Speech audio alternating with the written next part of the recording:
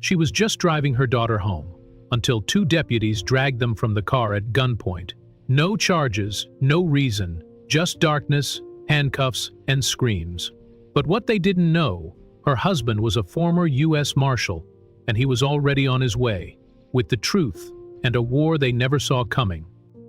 Before we continue this powerful story, let us know where you're watching from. If you enjoy stories like this, subscribe to the channel, because tomorrow we have another powerful story you won't want to miss. The road home was quiet that evening, quiet in the kind of way that makes a mother believe, if only for a moment, that the world is still safe. Monica Harris gripped the wheel with one hand and glanced at her daughter in the passenger seat. Ava, 12 years old and growing faster than Monica could keep up with, had her earbuds in, head tilted against the window, fingers tapping a silent rhythm against her thigh. Monica smiled. It had been a good lesson today. Ava had nailed the final movement of her recital piece, at least, according to Ms. Renner, her longtime piano instructor. Monica had been so proud she nearly clapped in the middle of the lesson, but Ava had warned her with a sharp look. "Don't embarrass me, Mom." She chuckled softly at the memory and turned onto the back road that cut through the last few miles of countryside before they reached home. It was their usual route. No traffic, no stoplights, just a long stretch of gravel and fading pavement flanked by tall grass and occasional fences. The sun was low, casting gold across the dashboard and stretching their shadows out like ribbons. "You did great today," Monica said, keeping her voice soft enough not to interrupt Ava's music. Ava pulled out one earbud and gave a modest shrug. "It wasn't perfect." Monica smiled.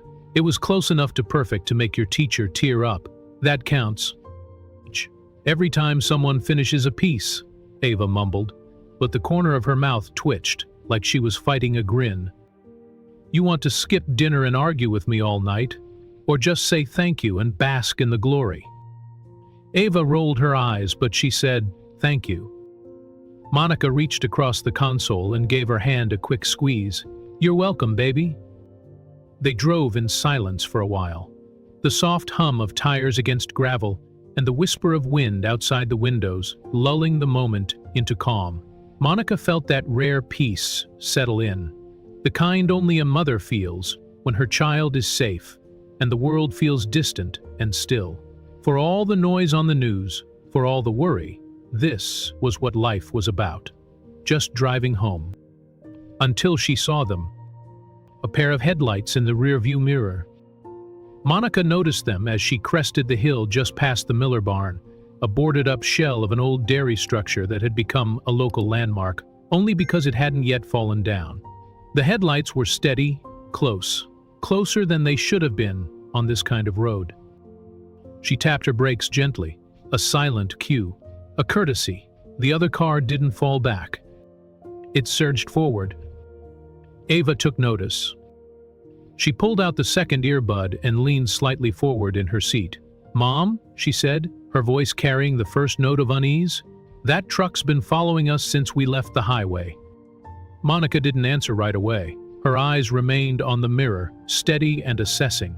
The vehicle, an SUV she now saw, was a sheriff's unit. Official, government-issued, but the way it lingered on their bumper, the way its lights hadn't flashed, hadn't moved to pass, hadn't done anything but sit there and wait. "I see it," Monica said calmly. "Stay buckled, sweetheart. We're almost home." But they weren't. The lights suddenly flared red and blue. One short, sharp whoop of the siren cracked the silence, and Ava jumped in her seat. "Did we do?" she asked, already starting to panic. Monica's hands went to 10 and 2 on the steering wheel. Her voice was even. "Nothing. We didn't do anything." She pulled to the shoulder, a narrow strip of gravel and wild grass, and shifted into park. The SUV stopped 10 feet behind them. Its headlights stayed on, high beam bright, washing through the back window and painting everything inside their car in pale, harsh light. Monica rolled down her window halfway. "Hands on the dash," she told Ava. "Just in case." Ava obeyed silently, her small fingers trembling just a little. Two doors opened on the sheriff's unit. Out stepped two men. Deputy Cole was the first to approach. Stocky, heavy-set, with a tan uniform shirt stretched a little too tightly across his belly. He wore his authority like a weapon.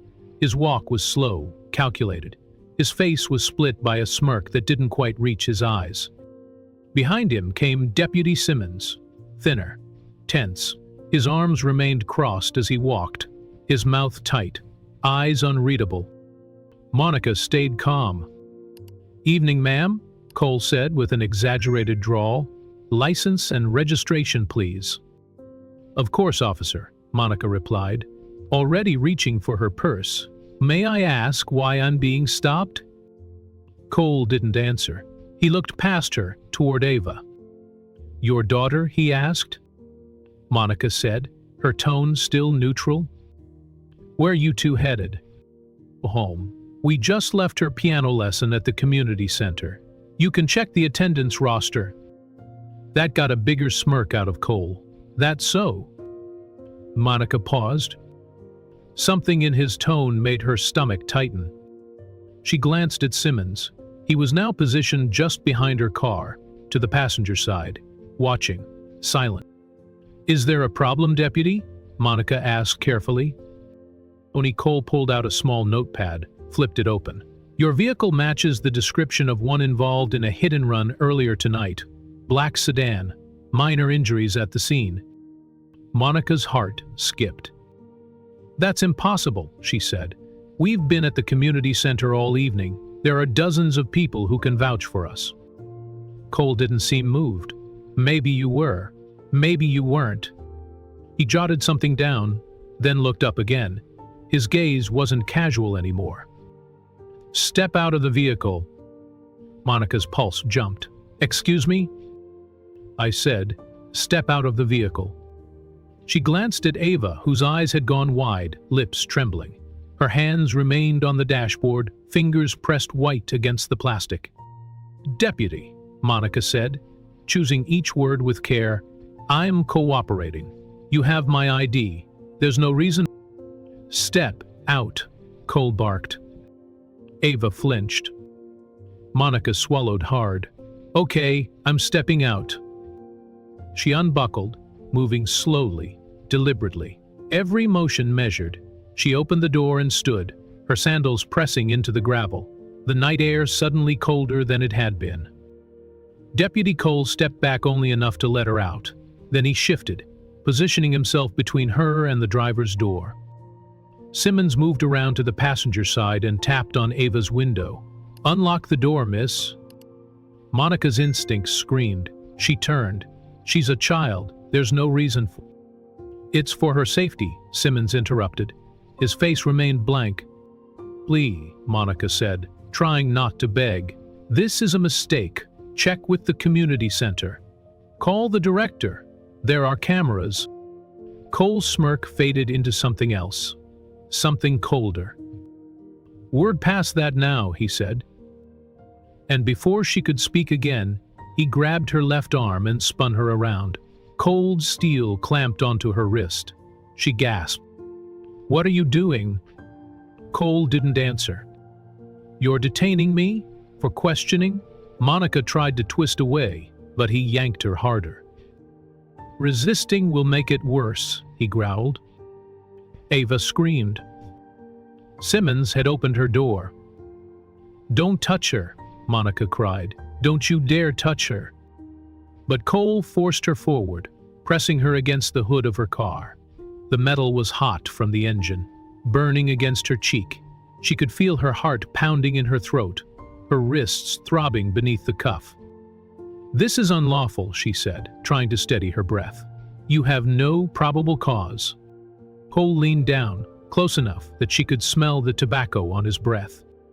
"Probable cause is whatever I say it is." And behind her, Ava screamed again as Simmons reached for her small voice shattering the night like glass. Monica clenched her eyes shut, praying this was a nightmare. But it wasn't. This was real. And no one was coming. At least, not yet. Monica Harris had never heard her daughter scream like that. Not even once in 12 years. Not from a fall, not from a nightmare.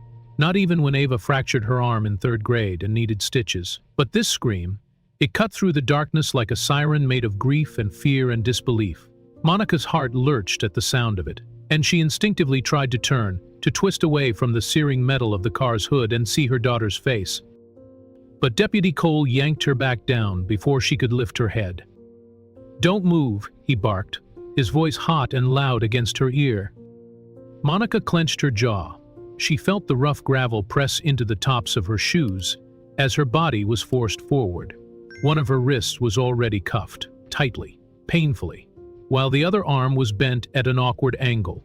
The second cuff snapped shut a second later, metal biting into her skin, too tight and too fast. "You're hurting me," she hissed. "That's the idea," Cole muttered. She could hear the passenger door opening. Simmons was trying to coax Ava out of the car. Monica couldn't see them clearly, now not with her cheek pressed to the hood, but she could hear every trembling word from her daughter's mouth. "Mom, Mom, please, what's happening?" Monica forced her voice to steady. "Ava, I'm right here. Don't be afraid." "You said we didn't do anything." "We didn't, baby," Monica said. "We didn't do a thing. Just do what they say. Stay calm. I'm going to fix this." "You people always think the rules protect you," Cole said coldly. "Out here, they don't." She turned her head slightly, just enough to see the gleam of his badge in the corner of her vision. She didn't recognize the look in his eyes. There was something beyond authority there, something personal, like he enjoyed this. "Deputy Simmons," she called out, raising her voice. "She's a minor. You can't detain her without cause. This is unlawful. I want your badge numbers. Both of you." Cole leaned down and pushed her face harder into the car. Her cheek stung as it ground against the metal. The engine hummed beneath her, its heat seeping into her jaw. "You're not in court, lady," he said, "and no one's coming to help you out here." Monica tried not to cry out. Ava needed to hear her strong. She couldn't afford to fall apart, but the cuffs were cutting into her wrists so tightly that her fingers had started to tingle. Then she heard Ava scream again, this time not just fear but panic. "Let me go. Don't touch me." Monica snapped. She shouted, "She's just a little girl." "It's a material witness," Cole replied flatly, "and we're detaining her for her safety." "You're lying," Monica said. "You're making all of this up. This is illegal." Cole gave a dry chuckle. "Probable cause is whatever I say it is. Didn't you learn that in school, Judge?" Monica froze. He knew her name. He knew exactly who she was. This wasn't a mistake. It was a message. They had chosen this road on purpose. No streetlights, no houses, no witnesses. Just open land and a crumbling barn that hadn't been used in years. Monica felt it all coming together like puzzle pieces she didn't want to solve. The false accusation. The way Cole smirked. The way Simmons avoided eye contact. They weren't trying to arrest her. They were trying to disappear her. "Where's your phone?" Cole asked suddenly, checking the ground as he stepped back. "What did you do with it?" She didn't answer. Because her phone had fallen when she stepped out of the car. It had slid under the front tire, out of reach. But that wasn't her only lifeline. She moved her thumb, slowly and blindly, toward the face of the smartwatch around her left wrist. The watch Marcus had given her last year when he'd upgraded his own. It had GPS, voice call override, and a silent emergency trigger. "Just in case," he'd said. "Just in case something ever goes wrong." Monica tapped once, then twice. A gentle vibration pulsed against her skin. The call had been sent. There was no chime, no display, nothing that would alert Cole or Simmons. But she knew the signal was out there now, silently, wirelessly, to the man who had promised her he'd always find her. "Mom," Ava sobbed from the SUV. "Are they taking us to jail?" "No, sweetheart," Monica said as loud as she could. "They're just confused. This will all be over soon." Get her in the car, Cole told Simmons, ignoring Monica completely. Abra was shoved into the back seat. Monica couldn't see her now, but she could hear the SUV door slam shut.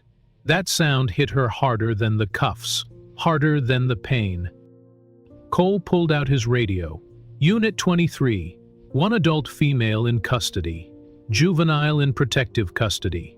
Running the plates now. Nothing but static. Dispatch? He repeated. Still silence. Simmons stepped closer, frowning. We're out of range. It's a dead zone. Monica raised her head. So you waited until we were here to stop me. Cole didn't respond. She looked him in the eye. You planned this, she whispered. You waited here because you knew no one could hear me scream. No cameras, no neighbors, Simmons added quietly. No signal. Monica turned her head just enough to see him. You're part of this too, she asked. You know this is wrong. Simmons hesitated, just for a breath, then looked away. I want a lawyer, she said. Right now. Cole snorted. Out here, your rights don't mean much when no one's around to hear you cry. You're making a mistake, Monica said again. My husband is going to find us. Cole rolled his eyes. Oh yeah?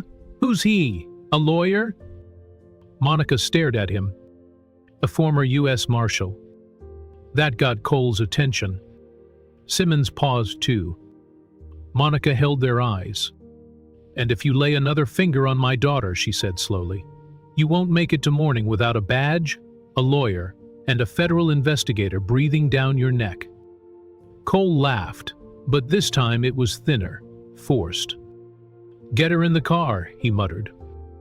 Monica was marched to the back of the sheriff's SUV with a firm, almost brutal grip.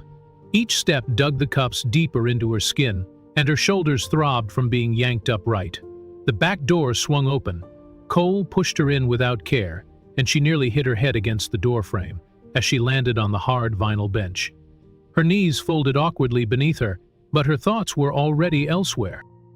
Ava was beside her, crying quietly now, her face streaked with tears, and her small hands clenched in her lap. Monica turned toward her and immediately gathered her close.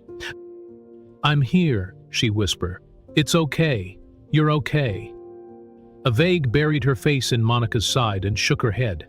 It's not okay. I know, baby. I know. But listen to me.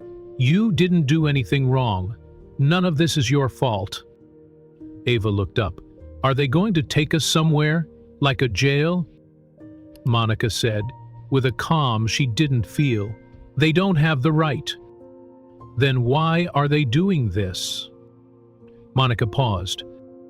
Because they think they can. Because they believe no one will stop them. Because this was never about justice. Instead of answering, she reached her cuffed hands down as far as she could and gently touched the side of her daughter's cheek. You remember when I told you what courage feels like? Ava nodded slowly, like your heart beating too fast. It's right, like your legs want to run but your voice won't let you. It's what it feels like now. I know, sweetheart. I feel it too. Outside the SUV, Cole was muttering into his radio again, still static. Simmons was pacing now, occasionally glancing toward the back of the vehicle. The dead zone was working in their favor, but not for much longer. Monica leaned in close, lowering her voice until it was barely a whisper. Aka, listen very carefully to what I'm about to say. If anything happens, if you ever get the chance, you run. Ava blinked. What? If they try to separate us, if they stop for gas, if one of them walks away, you run. Don't stop. Don't yell for me. Just go. But I don't want to leave you. I know, and I'm not asking you to. I'm asking you to survive. You understand? Ava hesitated, her lips trembling, then nodded. A slow, heavy nod. Okay. Monica brushed her forehead with her lips. You are the bravest girl I've ever known. They sat in silence for a few moments. the tension inside the vehicle rising like water in a sealed room. Ava's breathing slowly calmed as she leaned against her mother's side. Monica stared straight ahead. Then she felt it. The faintest buzz against her wrist. Still vibrating. Still transmitting. Still live. She closed her eyes. Please let Marcus have seen it. Please let him be moving.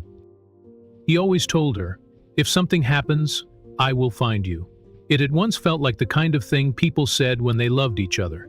A promise meant more for comfort than reality. But now she held on to it like a lifeline. Simmons turned slightly from the front seat, glancing into the rearview mirror. For a brief second, their eyes met. Monica searched his face for something: hesitation, doubt, remorse. But it was unreadable. If he was having second thoughts, he didn't show them. The night pressed in around them, heavy and still. Then, quietly, faintly, the sound came. Gravel crunching beneath tires. In the distance. Rolling slow. Not fast, like a police cruiser in pursuit. Not quiet, like a civilian trying to sneak up. Just steady. Ava sat up slightly. Mom. I hear it, Monica whispered. Her heart pounded. It could be another deputy. It could be someone else entirely. Or it could be him. Please let it be Marcus. Because if it wasn't, if that sound faded and no one came, this might be the last road they ever saw. She didn't blink. She didn't breathe. She just waited. Marcus Harris stood in the garage with the hood of his wife's SUV propped open. His hands were greased from replacing a belt tensioner she'd mentioned squeaking last week, and his head was down, focused, calm. It was quiet in the neighborhood. He liked quiet. After 20 years in federal operations, recovery, and domestic counterterrorism, he had earned this stillness. He'd left it all behind when Ava was born. Promised Monica no more war, no more danger, no more nights wondering if he'd make it home. Then the watch on his wrist buzzed. Once. Then twice. Then a third time. Marcus froze. Not the usual alert, not a phone call, not a fitness notification. This one was different, coded, pre-programmed. Only one thing could make his watch vibrate like that. Monica. She had activated the emergency beacon. His chest tightened. A second passed, then another. Then every cell in his body moved at once. He slammed the hood shut and grabbed the tactical bag off the top shelf by the door. It was always packed. He hadn't needed it in years, but he never let it gather dust. Inside, a Glock 17, extra mags, gloves, a flashlight, field trauma kit, portable radio, and one burner phone, charged and clean. He moved fast but clean, controlled. His hands didn't shake. His mind didn't panic. He tossed the bag into the passenger seat of his truck, peeled off his greasy shirt, and pulled on a plain black one. He tapped the dashboard screen. Monica's GPS watch pinged on the map. The last location about 11 minutes from their house. Miller's barn. He stared at the screen. No reason to be there. No traffic stop should take place there. He felt it now. This wasn't random. Someone was targeting his wife. And that meant they were threatening his child. He pressed the speed dial on the burner phone. Jordan Keller answered on the second ring. Marcus. I'm going in, Marcus said. A pause.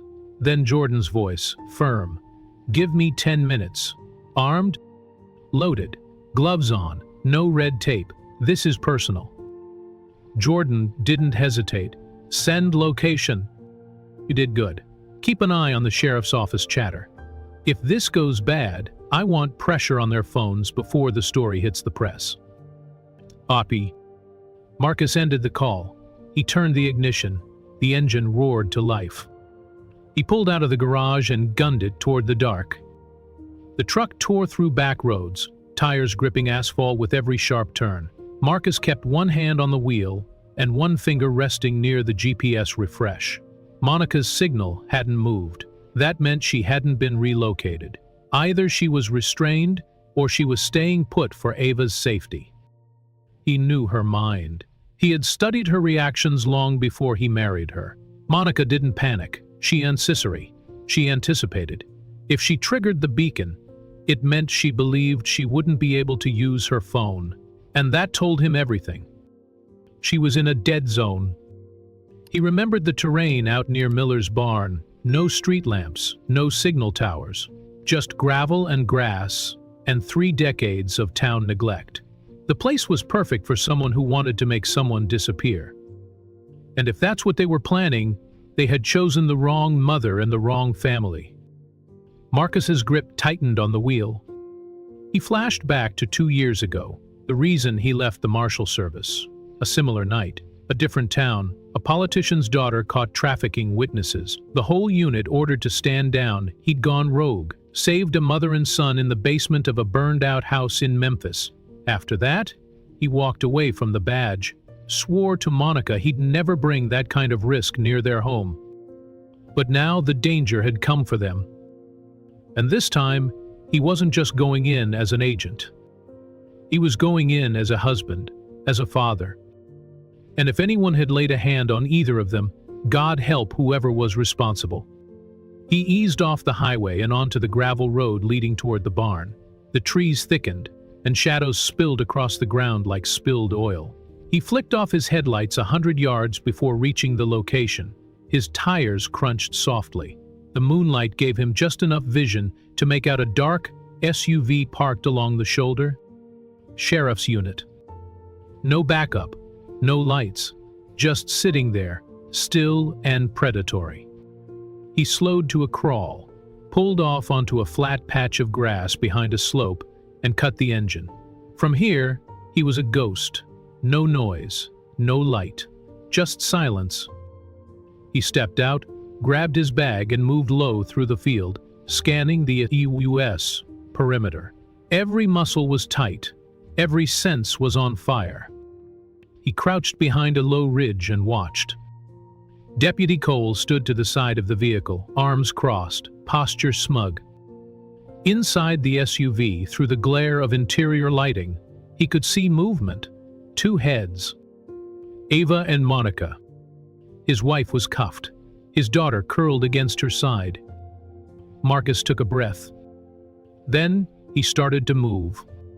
Marcus moved like a shadow through the tall grass, one hand on the grip of his Glock, the other steadying his weight against the terrain.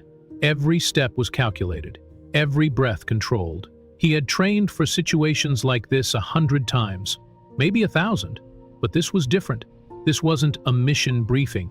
This wasn't an op in some forgotten corner of the world. This was his wife, his daughter, and they were less than 20 feet away, cuffed, cornered, and surrounded by 2 men who thought no one would come for them. He could see Deputy Cole now, leaning lazily against the passenger side of the SUV, muttering into his radio. Still no response. Simmons was in the front seat, engine idling, watching the rearview mirror. Marcus crouched lower and inched forward along the edge of the tree line until he was close enough to hear Cole's breath and the metallic jingle of keys on his belt. He waited until Cole turned slightly away, exposing his... Then he rose. In one swift, fluid motion, Marcus surged forward, snaking an arm around Cole's neck from behind and locking it in tight. Cole grunted, struggling, trying to shout, but he never got the chance. Marcus squeezed the pressure point beneath his jaw, cutting off blood and oxygen with precision. Cole thrashed once, maybe twice, then slumped into unconsciousness. Marcus lowered him gently to the ground, stripped the cuffs and keys from his belt, and disappeared behind the SUV again. Inside the vehicle, Ava and Monica sat huddled together in the back seat. Monica's head snapped up. She had heard something. Ava clutched her tighter. Simmons hadn't noticed yet. He was still fiddling with the dead radio, tapping the dash, frustration building. Marcus moved to the front of the SUV. rounded the hood with quiet urgency, and stepped into view. Simmons looked up and froze. Marcus stood tall, squared, firearm raised in a steady two-handed grip. "Move," Marcus said. Simmons's eyes widened. "Who the hell? Oh, you don't want to know." Simmons instinctively reached toward his duty belt. Marcus stepped forward. "Don't do it." The cold edge in his voice stopped Simmons mid-motion. For a long second, neither of them moved. Then Simmons slowly lifted both hands and stepped out of the SUV. "Back away from the vehicle," Marcus ordered, "now." Simmons complied. "Toss the keys." Simmons unclipped them and tossed them toward the ground. Marcus kicked them up with his boot and caught them with one hand, never lowering the gun. "Your knees, hands behind your head." Simmons did as he was told, sitting in the dirt, visibly rattled now. Marcus backed up to the rear passenger door and unlocked it. The moment it opened, Ava cried out. "Daddy!" Monica gasped. "Marcus!" "I'm here," he said, crouching immediately, unlocking the cuffs on Monica's wrists with one clean motion. "I've got you." Monica rubbed her swollen wrists, blinking back tears. "I thought," she started. He shook his head. "No, I told you, always." Avago flung her arms around his neck, sobbing into his shoulder. He lifted her easily, holding her against his chest like she was 5 years old again. Monica looked at him, her eyes glassy. "You came so fast." "You tapped the watch," he said. "That's all I needed." He helped Monica out of the SUV, one arm around her, the other still cradling Ava. Behind them, Simmons stayed frozen, hands behind his head, eyes on the ground. Cole was still unconscious in the grass. Monica looked back toward them. "What happens now?" Marcus handed her the burner phone. "Call Jordan, tell him to launch it." "Launch what?" she asked, confused, still breathless. Marcus looked past her, into the dark trees, into the space where the nightmare had almost claimed his family. War. The warehouse looked like nothing special from the road, a forgotten slab of rusting steel tucked into a forgotten part of the county. Old weeds pushed through cracks in the gravel, and the building bore no signage. But to Marcus Harris, it wasn't just another ghost of industry. It was a haven, a fallback, a bunker buried in plain sight. The gate creaked as the SUV rolled in, tires crunching gravel beneath them. Monica sat in the front seat, silent. Ava was asleep in the back, her head still pressed to her mother's shoulder, the kind of sleep that came only after tears and terror drained a child dry. Monica didn't speak, but her hand never left Ava's knee. It trembled once, and then stilled. Jordan Keller stood at the entrance like a statue carved from stone. His frame was solid, posture unyielding, arms crossed over a black tactical vest. His expression didn't change when he saw Marcus, Monica, and Ava pull in. He just nodded once, then opened the reinforced door and waved them through. Inside, the shift was instant. The building came alive with light and motion. Overhead fluorescents buzzed to life, revealing an industrial space reimagined as a command center. Banks of surveillance monitors, Rinpoche sermon, and a virgin silence is secure, and emergency supplies, and a secure communications table that pulsed with blinking servers. Jordan sealed the door behind them with a hydraulic click. "You're late." Marcus glanced back at Monica and Ava. "We're alive. That's what matters." Ava stirred faintly. Monica lifted her into her arms and followed Jordan's gesture toward a cot tucked into the corner behind a partition. Marcus and Jordan moved to the center console, as Jordan plugged in a flash drive. "I cloned the cruiser's onboard logs before Simmons called it in. Got lucky. The cam system spit out more than it should have," Jordan said, fingers flying over keys. "Anything usable?" Marcus asked, voice low but firm. Silence. "Samara says cut disorder, rub, manner. There are obvious gaps, disabled manually, no audio backup, no dispatch log." Marcus leaned in. That's not a glitch. That's a deliberate blackout. Jordan clicked on a time-stamped clip. A frame blinked to life. It was still, low red, and wide-angled. The deputy cruiser sat parked near Miller's barn. No movement, no lights, no engine idling. They were there 30 minutes before Monica even drove by, Jordan said. They weren't on patrol. They were laying in wait. Monica walked over, rubbing her wrists, the skin raw where the cuffs had bitten. She watched the screen, silent for a moment. Of them said it. She murmured, "Cole, when he shoved me against the car, he said, 'No one's gonna see this anyway.'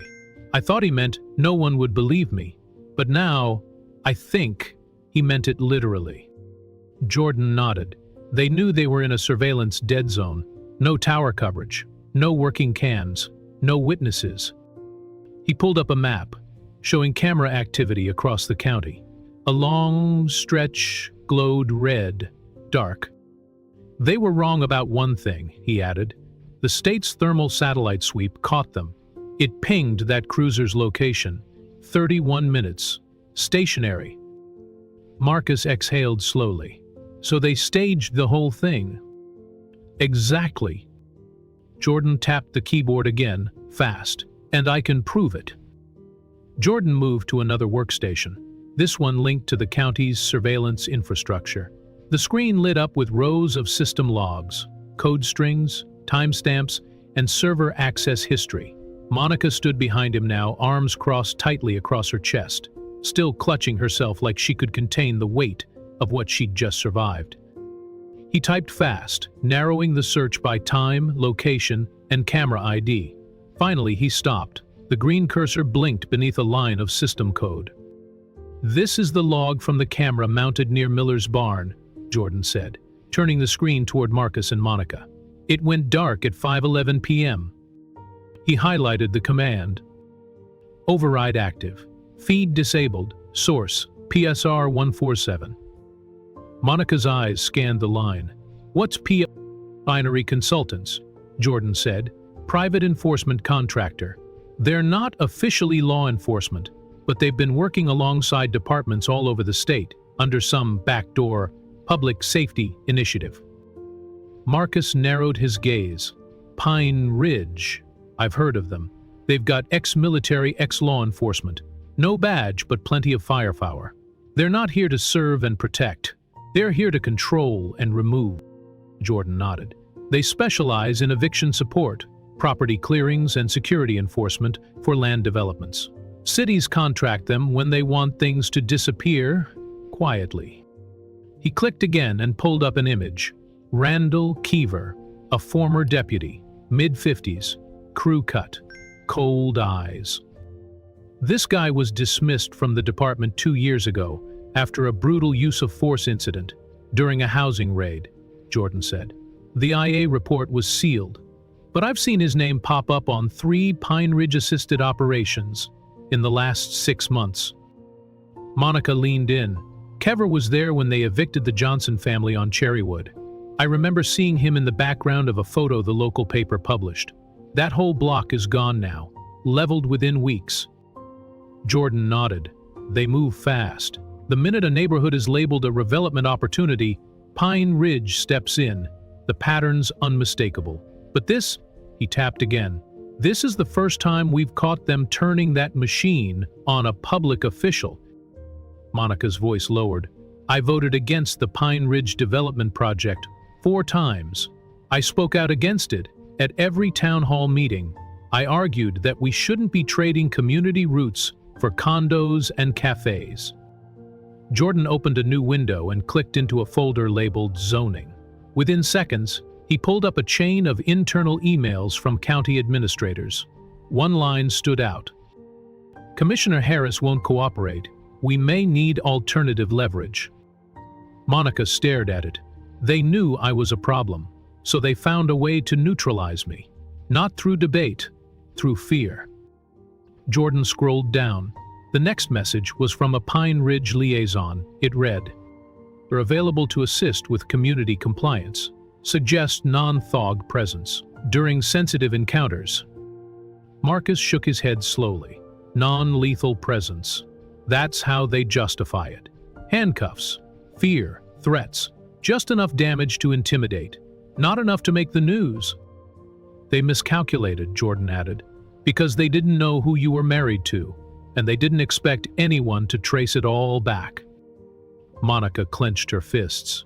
They made a mistake, and now we're going to turn their silence into proof. The room was quiet now, but not because there was nothing to say. It was the kind of silence that followed shock, the kind that arrives when a person realizes the nightmare wasn't random, it was designed.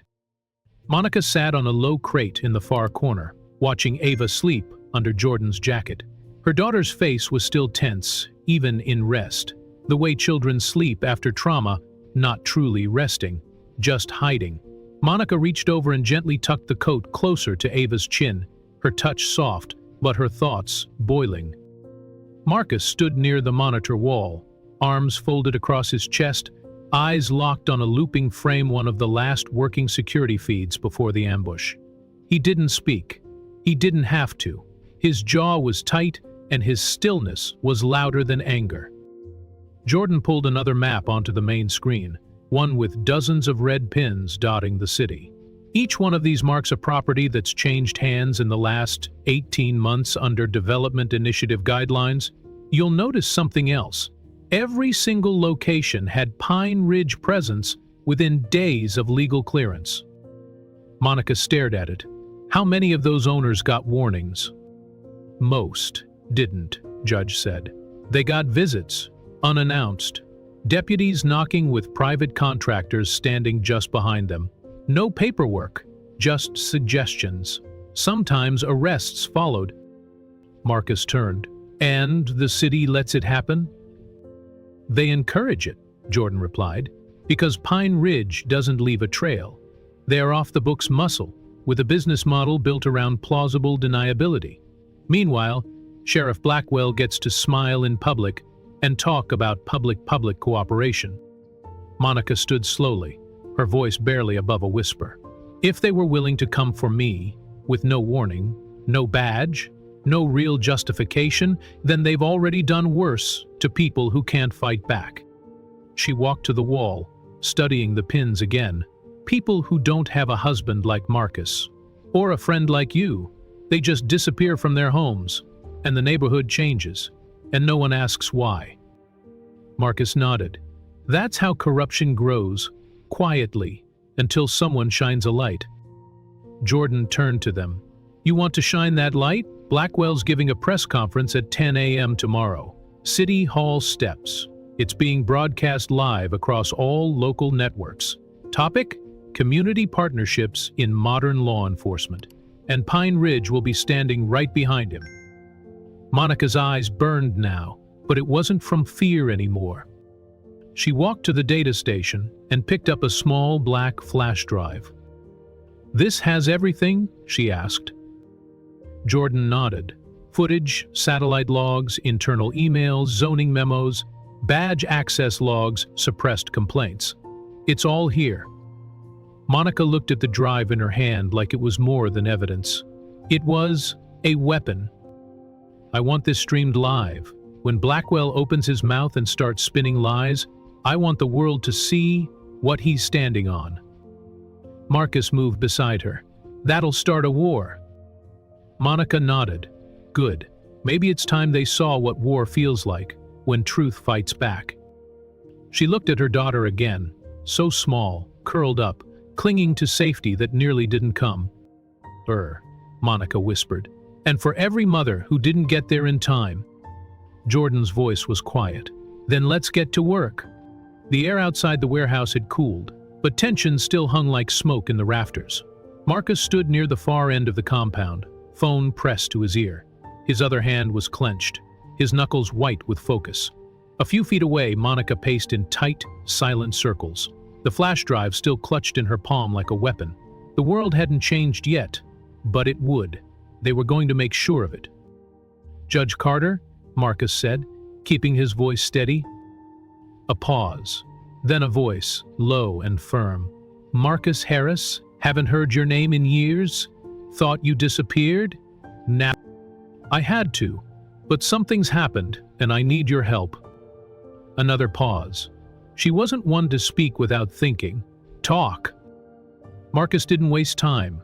He explained it all. Monica's ambush, the body cam blackout, Pine Ridge, the forged zoning trail, the private mercenaries posing as deputies, the silenced footage that was never supposed to surface.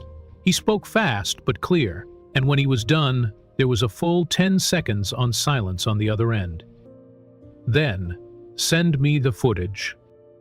Jordan handed Marcus a secure tablet already preloaded with the data. Marcus uploaded it via encrypted stream and waited. Monica had stopped pacing now. She stood still, staring at Marcus. Then at the screen. The transfer was live. The stakes, even more so. 5 minutes passed. At 15, the screen lit up. Evelyn Carter was on a video call. The woman on the screen was regal in every way, mid-centuries. Skin like burnished mahogany. White curls swept neatly into a low chignon. Her voice was gravel wrapped in velvet. Her eyes, sharp enough to slice through stone. I remember Monica Harris, she said, public advocate, spoke truth at city council meetings when everyone else stayed quiet. Monica stepped forward. And I remember you, Your Honor. You sent 2 governors into federal prison. I watched every minute of your hearings when I was 16. You're the reason I became a public servant. Carter nodded once, slowly. Then let me return the favor. She glanced off screen for a moment, then looked directly into the camera. I reviewed the footage. The metadata checks out. Your source knows what they're doing. Jordan leaned in. It's clean, time-stamped, secure chain of custody. And that, Carter said, is exactly what we need. She leaned closer. This doesn't go to the press through whispers or leaks. You don't give this to journalists looking for scoops. We take this to the public, ourselves, live, controlled, on our terms. Marcus straightened. How? We call a press conference. You show the footage. Let the city see their partnerships exposed for what they really are. Corruption, intimidation, and systematic displacement of black families under the guise of law enforcement. Carter paused again. I'll stand with you. Monica's voice caught. You will? You've got truth on your side, Carter replied. What you need now is a platform and protection. I still know how to build both. Marcus stepped closer. They're going to try to stop us. Carter smiled, just a little. Then, let them try. Jordan dimmed the overhead lights, and the war table glowed brighter under the weight of data. Evelyn Carter's face remained steady on the screen, casting a long shadow across the room. Not with fear, but with authority. Even through pixels, her presence was commanding. She had once brought down crooked judges, crooked cops, and entire machines of political power. And now, we've got less than 12 hours before Blackwell steps onto that podium, Carter said.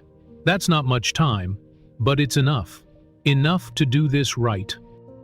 Jordan nodded. I've already uploaded the footage to 5 mirror cloud servers. If one goes down, the others will stay up. Metadata is preserved, geotagged, and cross-referenced with zoning files and personnel records. Good, Carter said. But now, we need more than evidence. We need eyes, public attention, national if possible.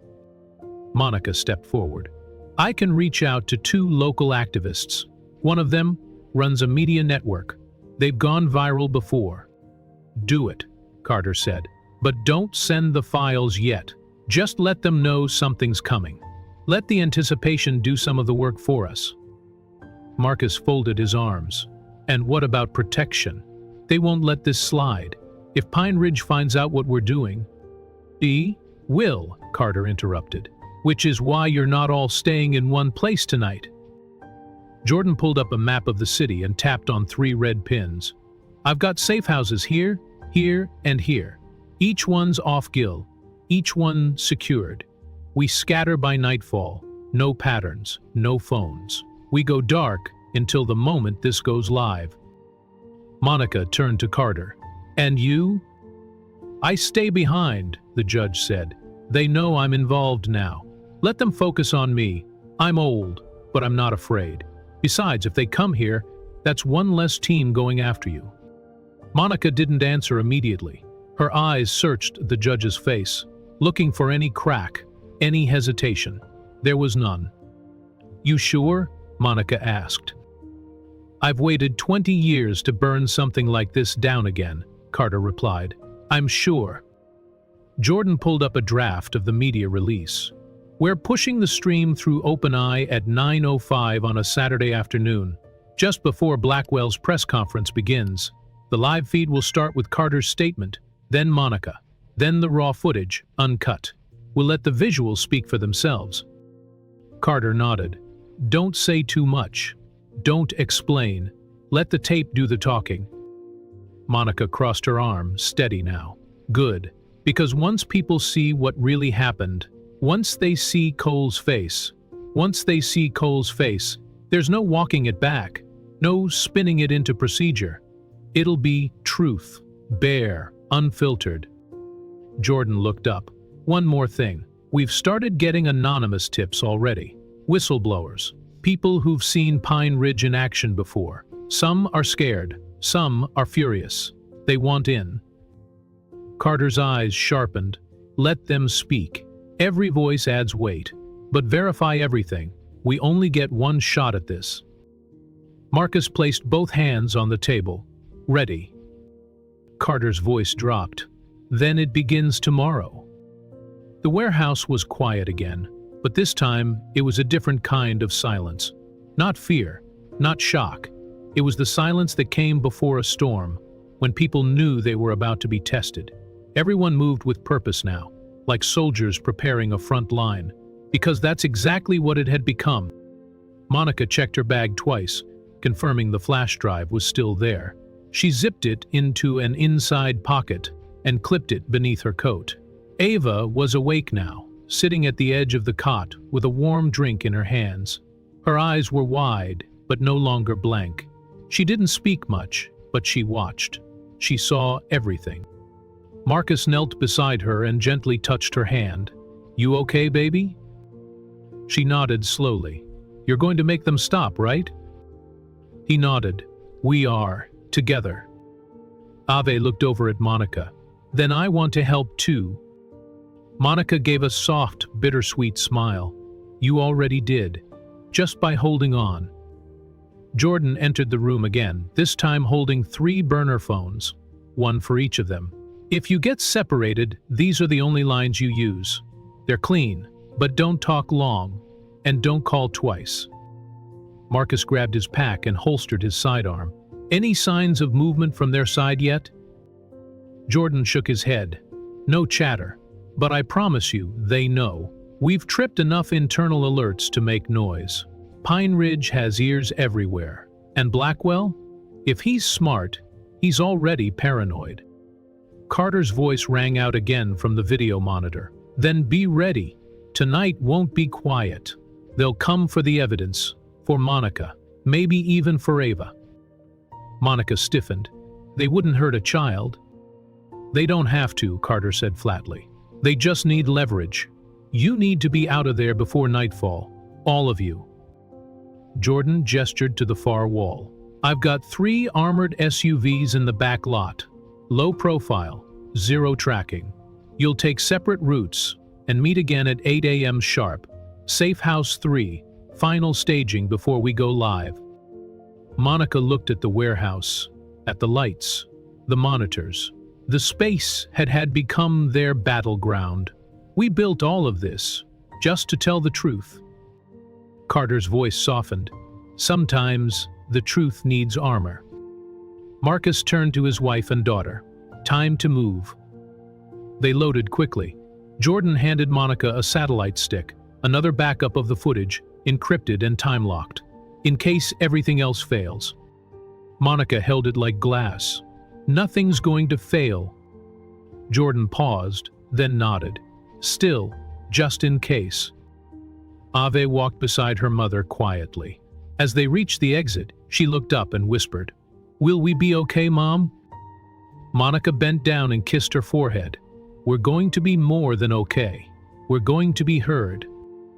As the doors opened and the night air rushed in, Marcus turned to Carter's image one last time. We'll see you in the morning. Carter nodded once. I'll be waiting, and so will the world. The night was thick and black, the kind of darkness that smothered headlights and made the road feel endless. Monica sat in the back seat, cradling Ava tightly as their vehicle wound through a network of rural backroads. She kept one hand over her daughter's heart, feeling it beat fast against her palm. Her own breath was shallow, her nerves frayed. She could still feel the cuffs on her wrists, even though they were long gone. Up front, Marcus drove in complete silence, jaw set like granite. Jordan rode shotgun, a compact GPS screen mounted on his forearm, guiding them through the backcountry. The SUV's windows were tinted dark, its engine low and modified for stealth. No Bluetooth, no tracking, no connections. The safe house they were headed to wasn't a house at all. It was a repurposed ranger station built in the 1970s, now fortified and entirely off-grid. Tucked into a clearing beyond the national forest boundary, it had no neighbors, no wired utilities, no reason for anyone to go looking, unless they knew exactly what they were hunting. Ava shifted slightly and whispered, "Where are we going?" Monica kissed her temple. "Someplace safe, baby. Just hold on." Jordan turned in his seat. "The cabin's 10 minutes out. Once we're there, we stay dark. No phone calls, no lights near windows. You hear a noise, you don't investigate. You wake one of us." Marcus didn't speak, but he tapped the steering wheel once, acknowledging the plan. Back at the warehouse, Carter stayed behind, just as promised. She'd insisted they leave her there, a decoy if needed, knowing her reputation still offered some protection. Jordan had left her with a bodyguard. The SUV took a final turn, bumping gently down a narrow dirt trail. Then the cabin came into view, low and dark, wrapped in trees, barely visible unless you were looking for it. Marcus killed the engine and coasted the last 100 feet in silence. They unloaded quickly. Monica carried Ava, now half asleep, into the cabin. Jordan checked the locks and activated the manual security grid. No electronics, just physical failsafes and bolted steel. The space inside was Spartan. One long table, 4 cots, a propane stove, and a thick folder of contingency plans taped to the wall. Monica sat Ava on a cot and covered her with a wool blanket. For the first time in hours, she allowed herself to breathe fully. But the moment of peace was brief. Jordan returned from the back of the cabin, holding a tablet. "There's a substation half a mile south of here, decommissioned but still wired into the original surveillance grid. If we can patch into it, we might be able to retrieve additional backup footage, maybe even live positioning for Pine Ridge patrols." Marcus nodded. "Let's do it. Now, before they catch our trail." Monica stood. "I'm coming." Marcus shook his head. "Stay with Ava." But Monica's voice was low, unwavering. "She needs me to fight, not just hide." Jordan looked at Marcus. "We move in 5. The decommissioned utility substation sat in the center of a dry gravel clearing, shrouded by thick trees and a chain-link fence that leaned like an old man. Its power systems were long dormant, but its underground lines were still intact, linked to an older data grid never properly disconnected. That was what Jordan was counting on. Old infrastructure. Forgotten nodes, the ghosts of surveillance. Monica crouched near the fence as Jordan clipped the chain silently and pushed the gate open. Marcus swept a flashlight once across the clearing, using only the red beamless visible from a distance. The air was heavy and still, but something about it made Monica's stomach twist. She felt watched. Inside the substation, the floor creaked beneath their feet. Dust blanketed everything. Old cabinets, rusted panels, wires hanging from cut junctions. Jordan moved like he'd been here before. He hadn't, but he knew the language of old systems. He found the breaker panel in the back and opened a rusted fuse box. "If the grid's still linked, I can access the legacy feeds." Maybe even pull packet traffic from the zone where Pine Ridge is operating. Monica stood guard by the door, watching the tree line. Marcus circled the building, scanning for movement. The minutes ticked by like hours. Finally, Jordan exhaled. Got something. Looks like Autokomodo archives from last night. Might be satellite synced. He plugged in a drive and began the transfer. That's when the noise came. Not a branch, not an animal. An engine. Low, guttural, deliberate. Marcus froze mid-step and whisper, "Contact." Jordan yanked the drive out mid-transfer. "We have to go. Now." They bolted from the building just as the first pair of headlights crested over the ridge. Two black trucks, silent but unmistakable, emerged from the trees like wolves stalking a kill. "Split and regroup," Marcus ordered. "Meet at the north trailhead." Jordan took the drive and darted into the woods. Monica followed Marcus, ducking into brush so thick it clawed at her arms. Behind them, shouts rang out. Flashlights swung wildly. Barking radios. Pine Ridge wasn't playing. They weren't here to talk. They ran for 2 minutes. Then 5. Marcus motioned for Monica to duck behind a fallen log. The woods were darker now, quieter, but not safe. One truck engine roared again, closer. Monica gasped between breaths. She levered just right.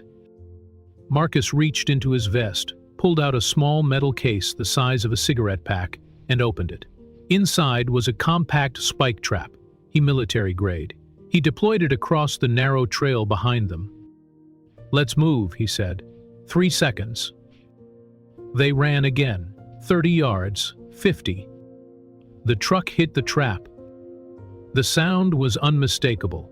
Tires shredding, steel collapsing, a brief yell of confusion.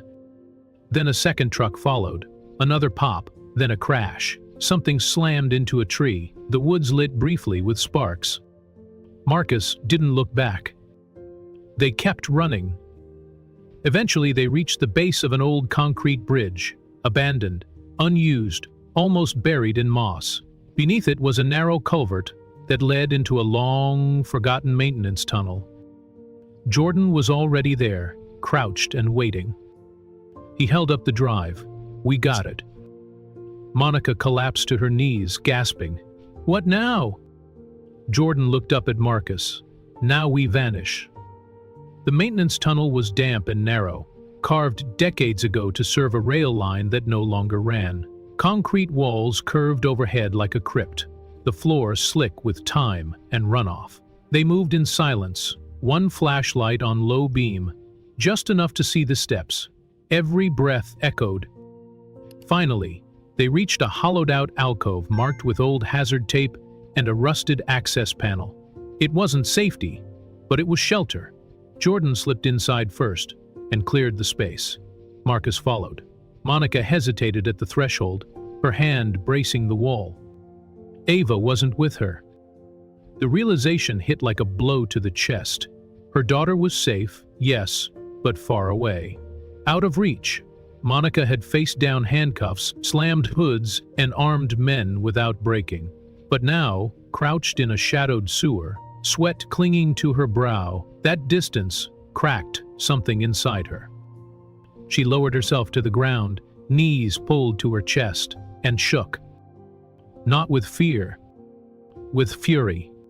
"I hate that she saw it," Monica whispered. "I hate that she had to scream, that I couldn't stop it." Marcus moved beside her, sitting in the dark. "You did stop it. You're stopping it now." "I didn't stop them from touching her," Monica snapped, tears finally spilling. "They had hands on her before I even knew what to do." Jordan didn't interrupt. He sat quietly across from them, running his fingers across the drive's casing. The LED was blinking, syncing data to a protected satellite hub through a portable signal port. Every blink was a heartbeat of resistance. "Still trusts you," Marcus said softly. "She still looks at you like you're her shield. And you are." Monica wiped her face. It shouldn't be this hard to prove we matter, that we deserve safety. Jordan finally spoke. That's why we're doing this. He tapped a small button on his satellite stick, initiating the final upload. Back at the warehouse, Emily sat in front of a secured laptop, headphones on, watching the blinking dot finally go solid. The footage synced, the stream initialize. The fail-safists kicked in. 10 seconds later, she went live. Carter appeared on screen. "We're broadcasting," Emily said over a secure line. "Every platform that won't block us. Every outlet that allows embeds.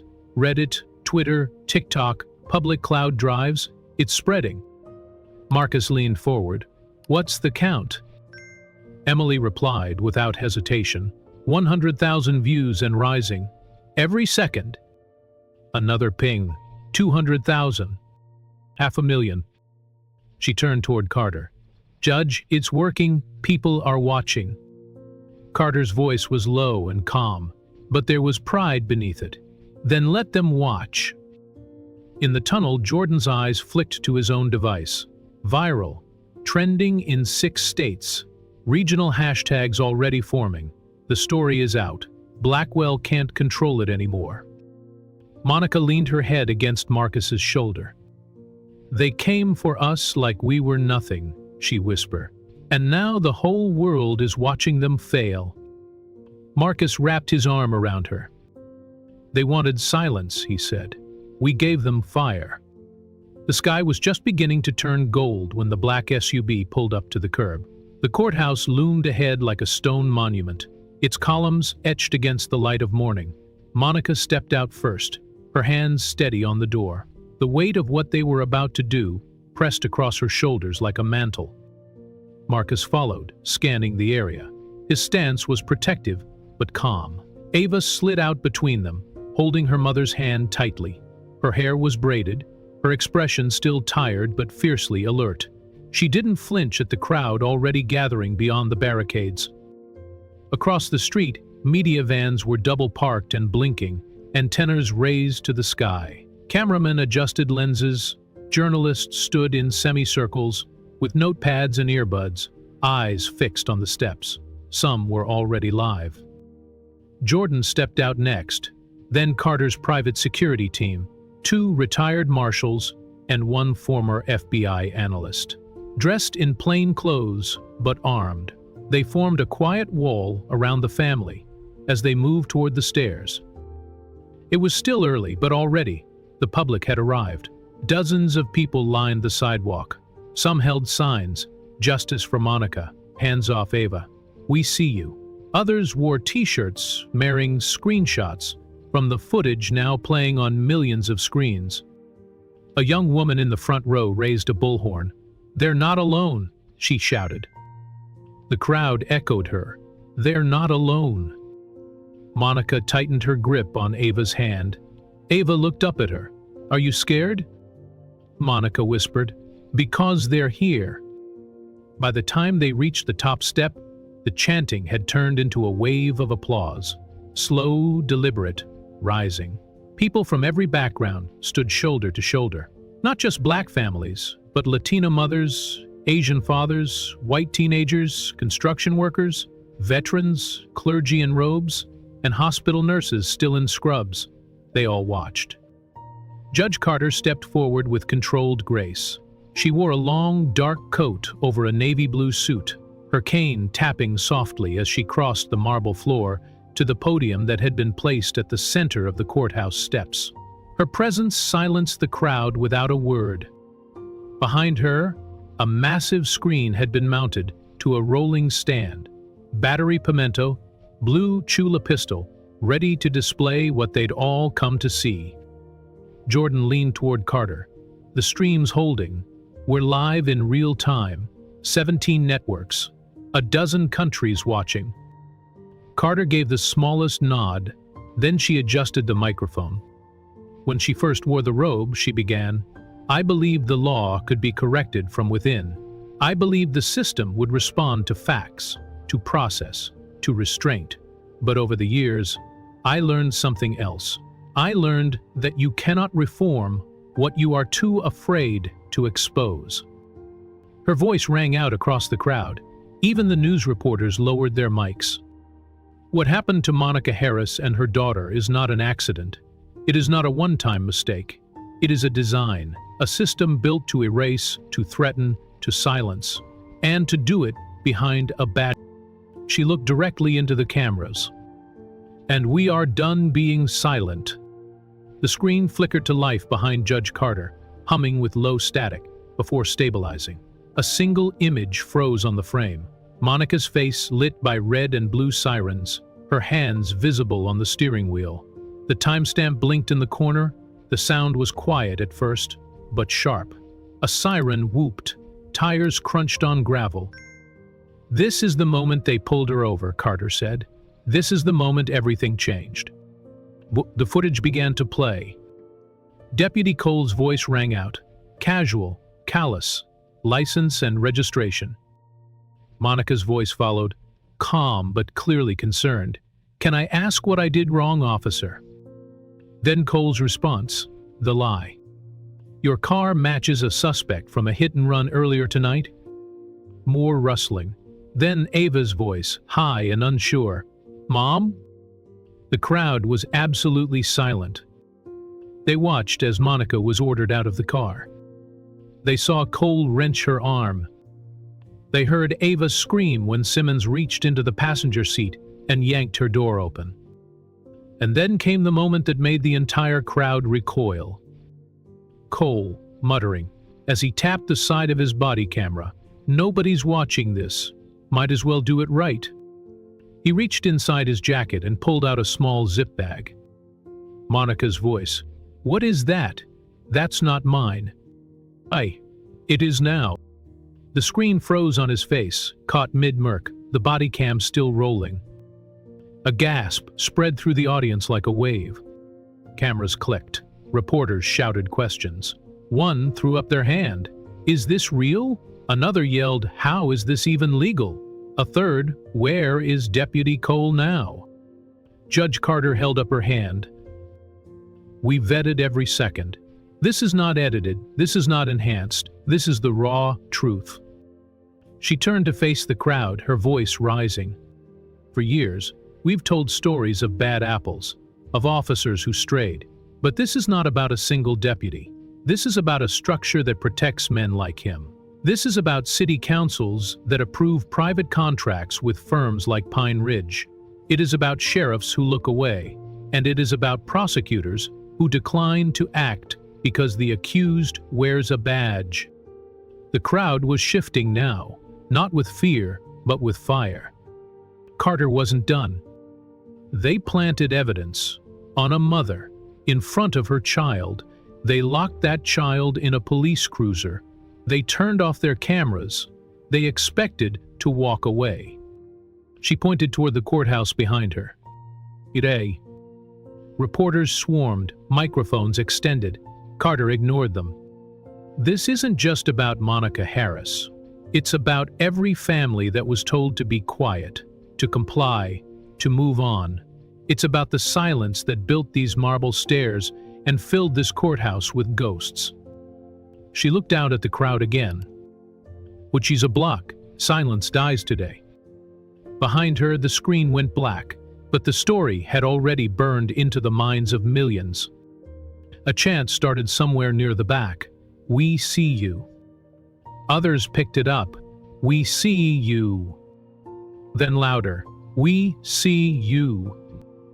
Ava, standing beside her mother, took Monica's hand and joined in.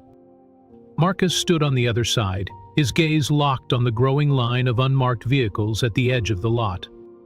Something was coming. The chant had barely begun to fade when the screech of tires broke through the crowd's rhythm. Two black SUVs, unmarked but unmistakably government issue, tore around the corner and came to a hard stop just outside the main courthouse plaza. Their doors opened in unison. 4 men in suits stepped out. 2 of them wore tactical vests beneath their jackets. The lead one, taller, grayer, wore a badge clipped to his belt. He held a folded warrant in one hand and a radio in the other. The crowd turned as one, the air turning electric. Judge Carter never flinched. She stepped forward from the podium, placing herself between the marshals and Monica's family. The lead marshal raised his voice. "We have orders to detain Monica Harris and Marcus Harris for obstruction and suspected data tampering." Gasps rippled through the crowd. Reporters surged forward. Marcus stepped in front of Monica and Ava, ready. Judge Carter took a single step toward the lead marshal, her cane clicking sharply. "Are you prepared to do that?" she asked, voice steel, "in front of 30 million live viewers?" The marshal hesitated. For the first time he looked not at Carter, but at the crowd, at the rows of phones held high, at the cameras broadcasting every twitch of his jaw to every screen in the country. His men shifted uneasily. One looked toward a nearby news anchor, who was already speaking into his mic. "We are watching a possible arrest. Live, Judge Carter is intervening." Another reporter chimed in. "This is unfolding in real time. There are children in the crowd." Carter spoke again, lower this time, but with more power. "You know this is a political stunt. You know these charges won't stick. So ask yourself, what will stick? The image of federal marshals arresting a mother and her veteran husband for daring to expose abuse, while the whole world watches?" Monica said nothing. She didn't move, but her eyes, wet with fury and clarity, stared directly at the marshal. Ava's hand slipped into hers again, steady. The lead marshal looked at Marcus, who stood tall, eyes locked. Then he looked back at Carter. Seconds passed, then a breath. He stepped back. "Stand down," he said quietly. The other marshals paused, then followed his lead. They turned, walked back to the SUVs. One by one, the doors slammed shut. The crowd was silent for a beat, and then erupted. Cheers exploded like a wave rolling over the plaza. Reporters shouted question. Microphones surged forward. Strangers embraced each other. Some wept. Others stood still, stunned. Monica dropped to one knee, arms around Ava, burying her face into her daughter's shoulder. Marcus reached for Monica's hand, gripping it like a lifeline. Carter turned to the crowd. She didn't smile, but there was something in her face now. Satisfaction. Resolve. "They tried to silence her," she said, without a mic this time. "But you made sure the truth had a voice." And the crowd answered her over and over again. "We see you. We see you." And for the first time in far too long, Monica believed them. The plaza was still electric from the showdown with the marshals, but Monica felt something shift, something colder moving beneath the applause. Her instincts didn't rest just because the cameras were rolling. She scanned the outer edge of the crowd, past the front line of protesters and news vans, past the sidewalk preachers and college students live streaming on their phones, and then she saw them. 3 men in gray jackets. No badges, no visible weapons, but their posture was all wrong, too stiff, too controlled. They weren't watching the speech, they were watching the exits. Monica leaned toward Marcus, her voice low and tight. 2 o'clock, near the hot dog cart. Marcus's eyes flicked over. He saw it instantly, the way the tallest one spoke into a lapel mic. The second one moved to adjust his belt, revealing a black holster barely hidden under his jacket. "Ridge," Marcus muttered. "They're not here for crowd control." Monica stepped back behind the podium, lifting Ava gently and motioning for Jordan to circle wide. Carter was still answering press questions, calm, poised, but Monica could feel the danger closing in. Just then, her phone buzzed. Emily's voice cracked. "Ooh, the secure channel. We picked up chatter on the compromised network. Pine Ridge is mobilizing." Marcus took the phone. "From where?" "They've staged 4 trucks out behind the municipal utility yard," Emily said. "They've got weapons and riot gear. Sheriff Blackwell is directing from a black Suburban parked along the East Service Road." Monica blinked. "He's here?" Emily confirmed. He's on the ground, and this is his last chance to bury this. Jordan appeared at Monica's side, breath short. We need eyes on that SUV. I've got a roof across from the yard. Marcus nodded. Let's move. They slipped away from the plaza under cover of the dispersing press. The team moved fast. Monica, Marcus, Jordan, and a member of Carter's security detail. They ducked into a nearby alley, crossed through an abandoned cafe, and climbed 3 flights of back stairs to reach the roof of an old city records building. From the rooftop, they had a clear line of sight down the side street leading toward the utility yard. And there it was, the matte black Suburban, engine idling, tinted windows up, 2 men on comms nearby, 4 other figures by the truck bed arming up, tactical harnesses, face masks, riot shields with no insignia. Monica exhaled. He's not just complicit. Jordan raised binoculars. He's the damn commander. Emily's voice came again. We've got enough bandwidth for one more live stream. Full destabilize. You ready? Marcus looked at Monica. She nodded. Do it. Emily's screen flickered to life again. Jordan mounted the portable tripod and adjusted the lens toward the scene below. Everything will be broadcast, Emily said. No shadows to hide in. And with that, the world got one more feed, this time from above. What they saw next would ignite the country. The feed was crystal clear. From their rooftop vantage point, the lens zoomed in on the cluster of Pine Ridge men fidgeting with batons and stun guns. One had a high pretender flashlight. Another was loading what looked like smoke canisters into a belt holster. They weren't preparing to hold a line. They were preparing for an assault. Then the camera found the window of the SUV. And there he was. Sheriff Blackwell, hunched in the back seat, wearing a tactical headset and speaking directly into a field radio. His eyes flicked nervously toward the plaza in the distance, still buzzing with voices and flashing phone screens. But he wasn't watching the crowd.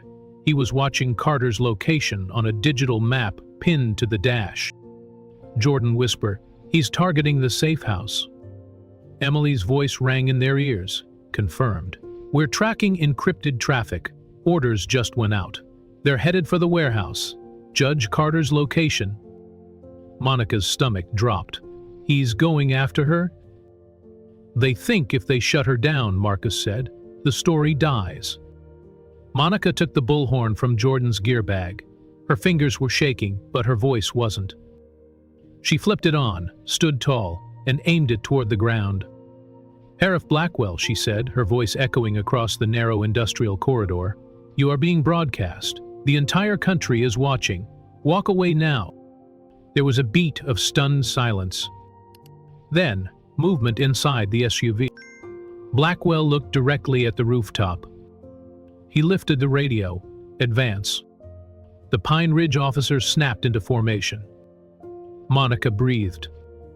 Jordan turned to Marcus. "We've got to shut them down." "We're not armed," Marcus said, "but we've got eyes. And now we've got light." He grabbed a coiled cord from the base of the tripod and attached it to a secondary battery pack. Then, with a flip of the switch, a high political spotlight flared to life, mounted on the edge of the rooftop. It sliced across the darkened service road like a searchlight at a prison break. Every member of the Pine Ridge unit froze as the beam lit up their gear, their weapons, their masks. And then came the crowd. The light had signaled something. Protesters began running toward the back of the courthouse, their phones raised. Journalists wheeled their cameras around, microphones turned. From above, the scene looked like a theater stage suddenly washed in white-hot light. Emily's voice was breathless. "We're over 5 million viewers, 7 platforms, comments flooding in." Then a new voice broke in. "State police en route. They're monitoring the stream." In real time, a line of state police vehicles peeled into view from a connecting highway exit. Sirens wailed, lights spun red and blue. And just as the Pine Ridge line began to move forward, a state patrol descended. Lashbangs cracked, orders were screamed, the crowd scattered in all directions, but the cameras stayed fixed. No one fired, no one died. But Pine Ridge was surrounded, disarmed, detained. And Blackwell? He ran. The SUV door swung open, and the sheriff bolted into the nearby woods behind the complex. Jordan blinked. He's running. Marcus didn't hesitate. We're going after him. Blackwell's boots pounded against wet leaves and broken branches as he fled into the trees, his breath heaving, his jacket flapping behind him like a flag of desperation. He didn't look back, didn't call for help. He just ran. Marcus didn't say a word. He vaulted the guardrail and took off after him. Monica hesitated only a second before following. Behind them, sirens blared, and the crowd roared. But in these woods, it was only the sound of footballs, breath, and snapping twigs. Monica's heart slammed in her chest, but her eyes stayed locked ahead, the image of Blackwell's figure weaving through the trees like a target in a scope. "Cut him off from the left," Marcus called back. She veered off the trail, boots sliding through mud, dodging tree roots and branches. Her lungs burned, but she didn't slow. Not now, not after everything he had done. They saw him stumble, just for a second, as his foot caught in a rut, and he dropped to one knee. He scrambled upright again, but it was too late. Marcus tackled him from behind with precision, sending both men tumbling into a ditch slick with wet clay. Blackwell kicked, twisted, thrashed. "Get off me," he screamed. "You don't understand. They made me do it." Monica dropped beside them, grabbing his flailing wrists as Marcus pinned his shoulders. She yanked the sheriff's arm behind his back and locked it down. Marcus secured the other. Blackwell collapsed into the mud, face buried, breathing ragged. "You don't get to run from this," Monica said, her voice sharp and low. "Not anymore." 2 state troopers arrived seconds later, weapons drawn but unnecessary. Monica and Marcus stood back as the officers lifted Blackwell to his feet and cuffed him. His suit was soaked. His hair hung limp over his forehead. He looked more like a failed thief than a man who had tried to orchestrate a private war. Cameras flashed. Reporters were already sprinting toward the scene. And when Blackwell was dragged back toward the clearing, muddy, disarmed, and broken, the image was captured from 3 angles and broadcast in real time. The crowd erupted. They didn't just cheer, they screamed. "Arrest him. Show the world." No more silence. Judge Carter stepped forward from the press line as the sheriff was led past her. She didn't look at him, didn't flinch. She raised her voice one more time, calm and clear. "This is what happens when corruption meets courage." Monica stood at the edge of the woods, Ava now at her side, tears on her cheeks, but strength in her posture. Marcus walked over and wrapped an arm around both of them. Jordan turned to the camera crew, still rolling. "Cut the stream?" someone asked. Jordan shook his head. "Not yet." Because this wasn't just justice for Monica. This was a reckoning for everyone who thought power could buy silence. And the world had just watched it fall. The safe house was quiet, an old farmhouse tucked behind a ridgeline long off the grid, once used by federal witnesses decades ago. Now it hummed with heat and hidden tension. The air smelled like old coffee and adrenaline. Everyone inside had seen battle in different ways, and tonight, no one pretended it was over. Monica sat in the corner of the long dining table, Ava curled up beside her, finally asleep. Her daughter's head rested on her lap, and Monica gently stroked her hair, trying to absorb some of that peace. Even as her mind spun, Judge Carter stood by the window, arms crossed, staring out into the dark. She hadn't said much since Blackwell's arrest, but her presence felt like steel forged in silence. Jordan sat on the floor near the fireplace, tapping rapidly on a rugged laptop. while Emily connected a secure line through a portable satellite uplink. Marcus paced the hallway, not because he was anxious, but because that's how his brain worked when he was decoding something. He needed movement to think, and what he'd seen in Blackwell's eyes before the arrest haunted him. He wasn't just covering his own ass, Marcus said, finally breaking the silence. That man was afraid, not of jail, of who's above him. Emily looked up. He was getting direct orders. We just didn't know who from. Jordan turned his laptop toward the group. We may now. He pulled up a series of decrypted emails, each one tagged from internal whistleblowers within the sheriff's department. New names, new timestamps, chain of commercial documents. Emily scrolled through a few of them. More deputies came forward. The footage you all leak, plus Blackwell's arrest, it cracked the wall. Now everyone's scrambling. Carter raised an eyebrow. Scrambling to confess? Emily shook her head. Scrambling to cover up. She pulled out a USB drive and handed it to Carter. These are signed statements, internal memos, and logs. But the big thing is this. She clicked open a PDF on the screen. A budgeting spreadsheet that shows external payments routed to Pine Ridge. Marcus stepped closer. From where? Emily clicked into the source field. A name appeared. Eastern Development Consortium. Monica blinked. That's a real estate group. Emily nodded. Not just any group. They're behind at least 9 land acquisitions in the last year. Low Emporium neighborhoods, rezoned for mixed usefulness. Every time, they cited safety issues. Guess who handled enforcement? Pine Ridge, Carter said flatly. Jordan added, and guess who authorized every single police assistance order in those areas? He clicked again. Sheriff Blackwell's digital signature flashed across the screen. The room was silent for a long beat. Marcus exhaled. This was never just about us, never just about racism. Emily leaned forward. It was about power, control, profit. Judge Carter turned from the window. Her voice was low, level.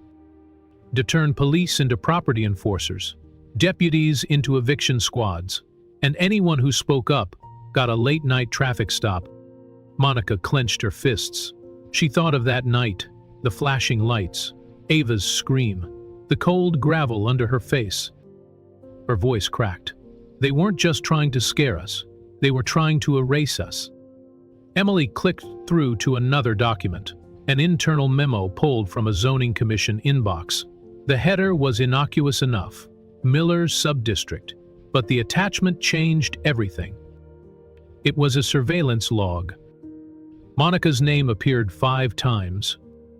Carter leaned in. This came from city zoning? Emily nodded.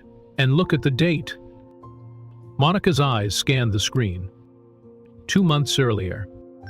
I spoke at that meeting, she whispered, about the rezoning of the Miller District. They were trying to push through a commercial redevelopment plan without environmental study. I stood up, told them my neighbors had rights too, that we wouldn't sell. And you were flagged for it, Emily said. From that moment forward, your name was circulated. She brought up a second document, an email from the private security director of Pine Ridge to Blackwell's office. Subject, Target Visibility, M. Harris. Marked you as a strategic obstacle, Emily said bitterly. That's their term. You were in the way. Monica blinked hard. Because I spoke out? No, Carter corrected. Because you wouldn't move. The weight of it dropped into Monica's chest like a brick. She looked over at Ava, still sleeping soundly on the couch nearby. She thought about the traffic stop, the way Cole had leered at her child, the way Simmons had pulled her out of the car like a sack of laundry. She had always known race was part of it. How could it not be? But now she saw something more brutal, more calculated. It wasn't just racism, Monica said slowly, voice shaking. It was systemic. It was systemic. She stood, pacing. They didn't just hate me. They mapped me, profiled me, waited. Found a road with no witnesses and moved in like I was a target in a war game. Her hand trembled as she pressed it to her temple. They used our skin as camouflage for what they really wanted, our land. Marcus nodded slowly. They didn't care who you were, just that you owned property in a neighborhood they wanted gone. Jordan added, and you were one of the few standing in the way of their development timeline. You spoke too loudly, too clearly, too publicly. They couldn't let that spread. Emily tapped the use bed drive on the table. This doesn't just prove intent. It shows planning, funding, execution. This was an orchestrated operation, and your family wasn't the first. Carter's face hardened. The many families did they do this to? We're pulling records, Emily replied. Property seizures, arrests, citations. Dozens of people were forcibly removed after being labeled unsafe, uncooperative, or distrusing rehabilitated harmony. That phrase shows up in 3 internal memos. Marcus exhaled through his nose. That's corporate for, we didn't want to pay you fair market value. Monica pressed her back against the wall, holding herself steady. Her voice was hollow now. I thought this was about bad deputies, she said, but it's about real estate. Her eyes lifted, sharp now, burning. They tried to erase me, but I'm still here. Judge Carter took the room's silence and turned it into fuel. She walked to the table, rolled up her sleeves, and spread out a stack of blank legal pads like she was setting a war table. No more whisper, she said. We bring this into the light. She looked at Emily. I need full metadata authentication on every document. Chain of custody, signatures, timestamps.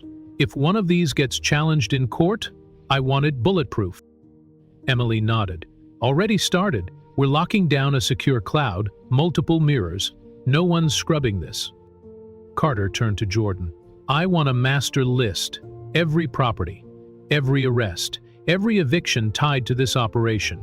And I want names.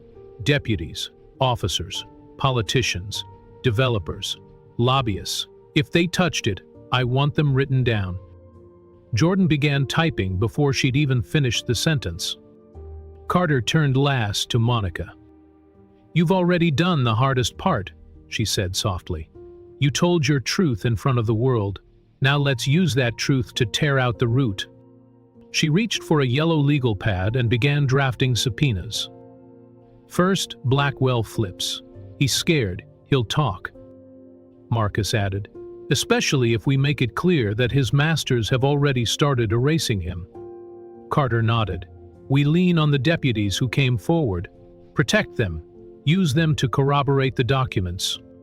Emily added, and the money trail. We've got emails from Eastern Development Consortium to Pine Ridge discussing timelines for resolution and removal of opposition. That's racketeering. Carter didn't flinch. Then we call the Attorney General. Jordan glanced up. The state, No, Carter said. Ergo, this crossed state lines. And if they were using federal zoning grants to fund forced evictions, we bring in the Department of Justice. She scribbled notes, her pen scraping across the page. Marcus stood behind her. You think they'll go that high? Carter looked up. They'll go wherever the public pressure tells them to. Monica exhaled. For the first time since that night on the road, she felt the air move differently in her lungs. Not calm, but powerful. Purposeful? This isn't just about me anymore, she said. Now, Carter agreed. It's about all of us. Emily reached into her bag and placed a single photo on the table.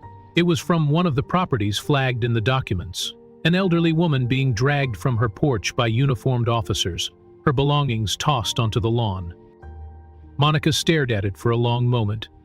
Many people, she whispered. How many voices did they silence? Carter lifted the subpoena stack. Let's make them all heard. The news broke like a dam giving way. By Monday morning, Sheriff Blackwell had been formally indicted on 14 federal counts, including conspiracy to violate civil rights, racketeering, obstruction of justice, and unlawful use of state resources. He had no choice but to cooperate. Through his lawyers, he began offering up names, people in government, real estate, and law enforcement who had enabled the scheme for years. By Tuesday, the Pine Ridge security firm was dissolved. Its headquarters were shuttered. Its CEO, Randall Kever, was arrested at his lake house in a quiet dawn raid, carried out by federal agents with cameras rolling. Kever was silent as he was placed into a black SUV, but the video of his arrest would be replayed on national news all week. By Wednesday, the mayor of the county seat resigned. 3 city council members followed. 2 officers from the zoning commission were placed on administrative leave pending investigation. The public pressure was building, and for the first time in a long time, accountability seemed not just possible, but inevitable. The documents Judge Carter had assembled were now in the hands of the Attorney General. Subpoenas were issued in waves.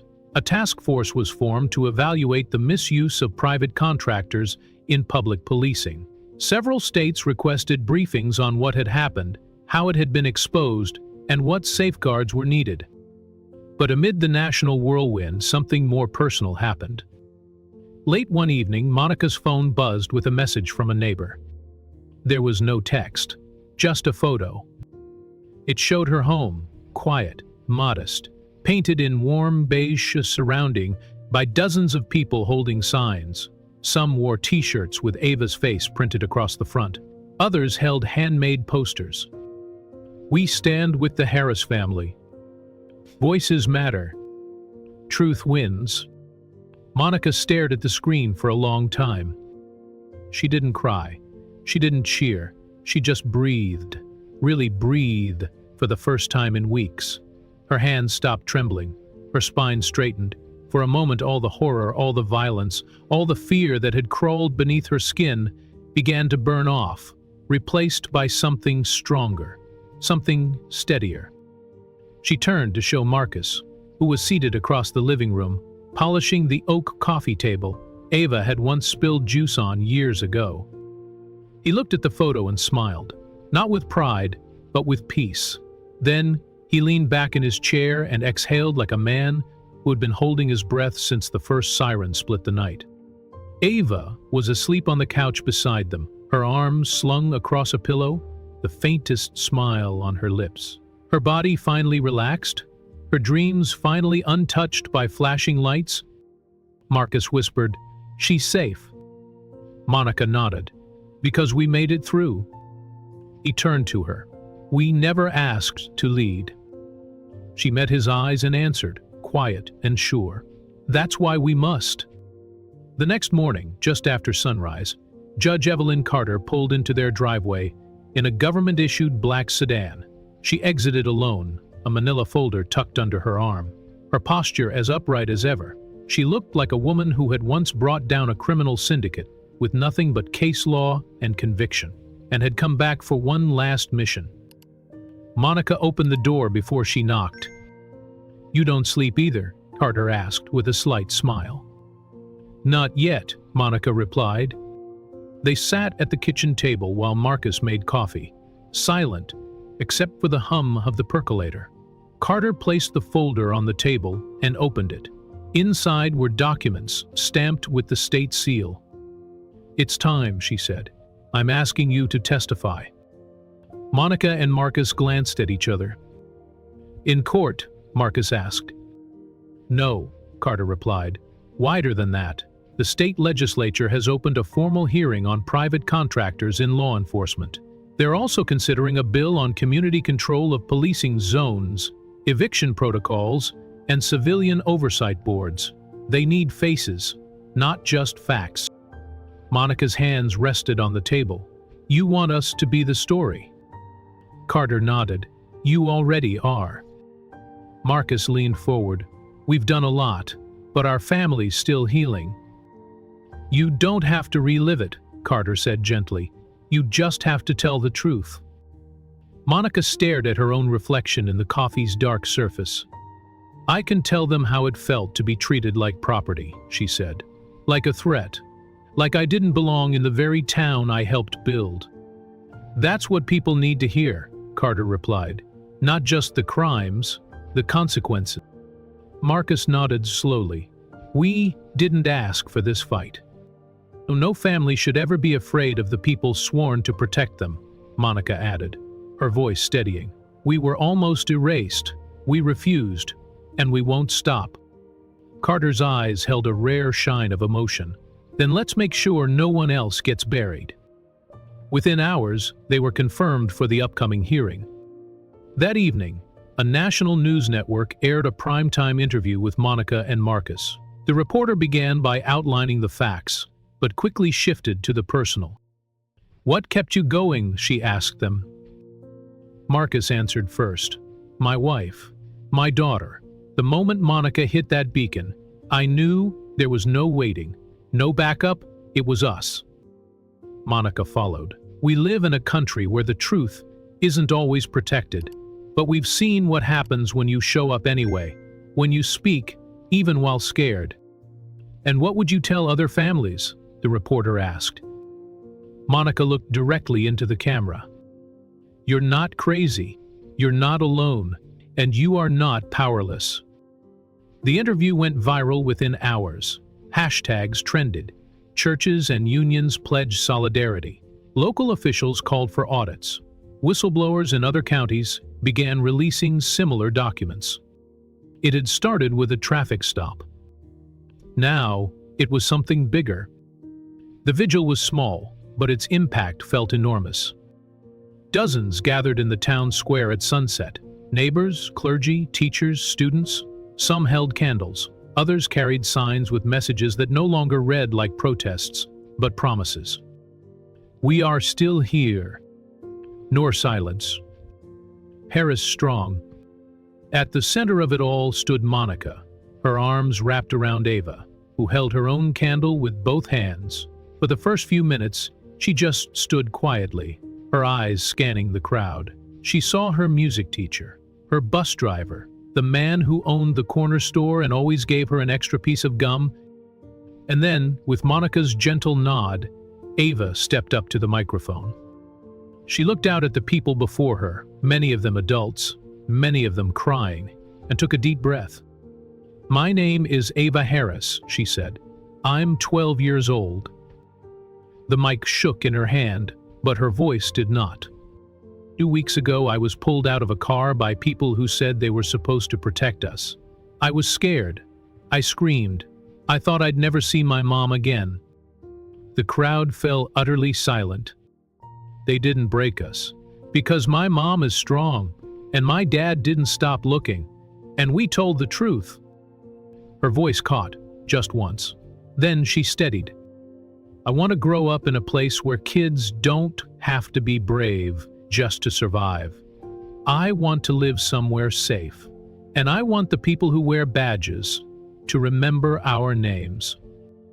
When she finished, the silence hung for a beat longer, and then the crowd erupted. Cheers, applause, tears, chants of Ava, Avaith, Avaith. Monica rushed forward and wrapped her daughter in her arms, whispering, You did it. You really did it. The next morning, the Harris family stood at the base of the steps of the state capitol. Monica wore a navy blue ruler. Marcus wore a pin with the date of the arrest engraved on its surface. Ava held both their hands, dressed in white. Ahead of them were banners reading, Legislative Hearing, Policing Private Contractors, and Community Rights. Behind them, a crowd of supporters had gathered, some familiar faces, some strangers. All of them watching as the family that had refused to be erased walked toward the building that once refused to hear them. At the top of the stairs stood Judge Carter, waiting. As they climbed, the sun broke through the early clouds and bathed the steps in golden light. No flashbulbs, no sirens, just quiet strength, step after step. When they reached the top, Carter opened the door, and together, they walked into the hearing room. Monica paused only once, her hand on Ava's shoulder, her voice just above a whisper.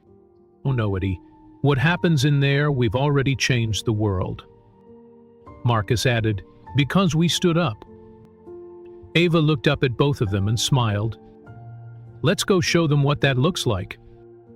And with that, they stepped into the chamber, the doors closing behind them, not to end their story, but to begin the next chapter.